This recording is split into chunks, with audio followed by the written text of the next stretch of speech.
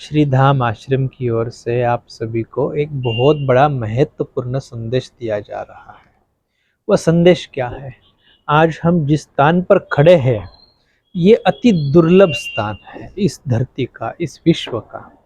भगवान का हृदय स्थान जिसको कहते हैं, वह हृदय स्थान माने आप जो दर्शन कर रहे हो, ये अरुणाचल पर्वत का। इसी अरुणाचल पर्वत पर भगवान स्वयं पहली बार ज्योतिर्मय ज्योतिर्स्वरूप उन्होंने अवतरित हुए। भगवान विष्णु और ब्रह्मा जी दोनों में विवादित स्थिति निर्माण हो गई। हम दोनों में कौन बड़ा? फिर महादेव जी स्वयं इसी स्थान पर ज्योति के स्वरूप में प्रकट हो गए और फिर फैसला निर्णय करने का समय आया था। वो स्थान, वो दिन कौन सा? वो दिन मार्गशीर्ष महीना, फिर उसके अंदर सोमवार, फिर आद्रा नक्षत्र, जो हमें अभी दर्शन संयोगवश आज हम यहाँ पर पहुंचे हुए हैं।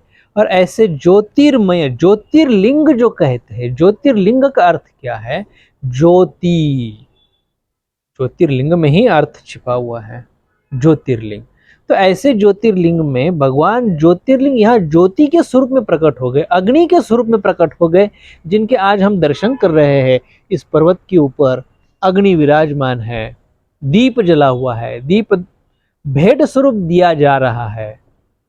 पूरे भारतवर्ष से ही नहीं, विदेश से भी बहुत लोग यहाँ पर आकर इस पर्वत को परिक्रमा करते हैं। ऐसा हमारा सौभाग्य है कि आज हम लोग इस स्थान पर आ चुके हैं और हमें ऐसे दिव्य दर्शन लाभ हमें प्राप्त हुआ है।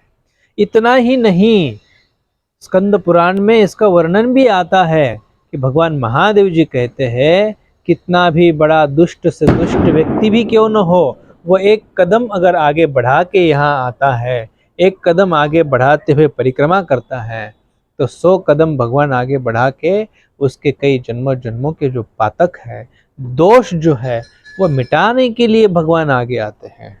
इतना ही नहीं, परंतु जो व्यक्ति किसी की निंदा करता है, किसी के दोष देखता है, किसी का अहित करता है, झूठ कपट करता है, ऐसे व्यक्ति के लिए फिर उसी के जीवन में वापस उसको वही प्राप्त होके वो जन्मों जन्मों तक जीवन भर कठिन से कठिन बीमारियों में सामना करते हुए जीवन जीता है।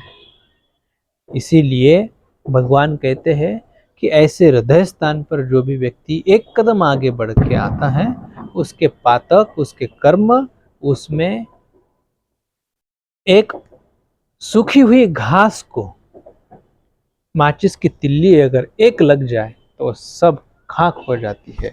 ठीक उसी प्रकार ऐसे जो हमारे दुष्कर्म है, उस दुष्कर्मों का, दुष्कृत्यों का प्रक्षालन, परिहार इस अरुणाचल पर्वत की परिक्रमा करने के लिए देश विदेश से जो लोग आते हैं, आप उनको देख सकते हैं। ऐसे भूमि पर रमन महर्षि जी ने भी अपना ध्यान, साधना, उपासना में समय बिताया हुआ है।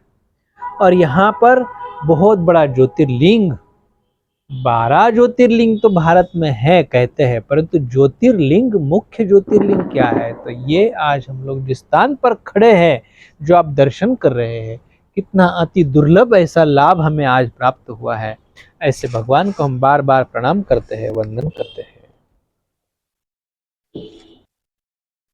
भगवान महादेव जी कहते हैं, आद्रा नक्षत्र, सोमवार, उसमें भी मार्गशीर्ष मास, यहाँ पर भगवान जो प्रकट हुए, वो दिन जो भी भगवान महादेव जी की पूजा करते हैं, अभिषेक पूजन करते हैं, तो वो जिस प्रकार कार्तिकेय भगवान महादेव जी के लिए प्रिय हैं, ठीक उसी प्रकार वो भक्त महादेव जी के लिए प्रिय हो जाता है।